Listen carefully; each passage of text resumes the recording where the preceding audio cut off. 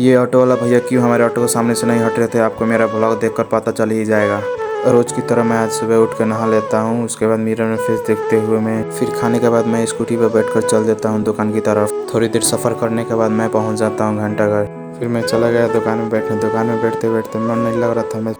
फिर मैं अपना बैग ले लिया, उसको लटका कर मैं चल देता हूँ दुकान के बाहर।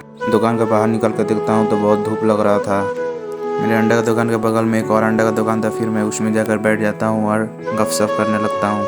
थोड़ी देर गपशप करने के बाद भैया बुलाने लगते हैं मुझे, तो मैं चला आता हूँ अपने दुकान में। फिर देखता हूँ कि मामा अपने दुकान के तिरपाल हटा रहे। थोड़ी देर दुकान पर रुकने के बाद मैं साइकिल लेकर चला आता हूँ घर। घर में आकर देखा तो पराठा बन रहा था। पराठा को देखते देखते मेरा मन कर देता है खाने का। फिर मैं एक प्लेट में रोटी और सब्जी लेकर खाने लगा।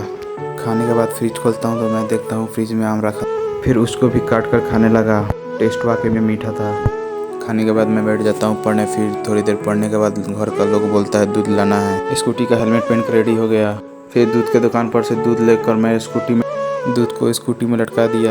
थोड़ी देर स्कूटी चलाने के बाद घर में ले कर दे देता। दूध देने के बाद मैं चला जाता हूँ दुकान की तरफ, क्योंकि दुकान में स्कूटी रखना था। थोड़ी देर स्कूटी चलाने के बाद मैं पहुँच जाता हूँ घंटाघर। घंटाघर को देखते हुए मैं चला जाता हूँ दुकान में अंडा का हिसाब करने। हिसाब करने के बाद मैं फिर सब अंडा दुकान के भीतर रखवा देता हूँ। टाइम हो गया दुकान बंद करने का, तो मैं राहुल से दुकान बंद करवा दिया। फिर ऑटो पर अंडा रखने के बाद हम लोग रेडी हो जाते हैं घर जाने। थोड़ी देर सफ़र करने के बाद बाहर का व्यू देखते देखते मैं पहुंच जाता हूँ अपने डेस्टिनेशन पर। राहुल अपने घर, मैं अपने घर चला जाता। थोड़ी देर घूमते फिरते मैं चला जाता हूँ अपने। वीडियो अच्छा लगा हो तो फॉलो करो, कमेंट करो, लाइक करो।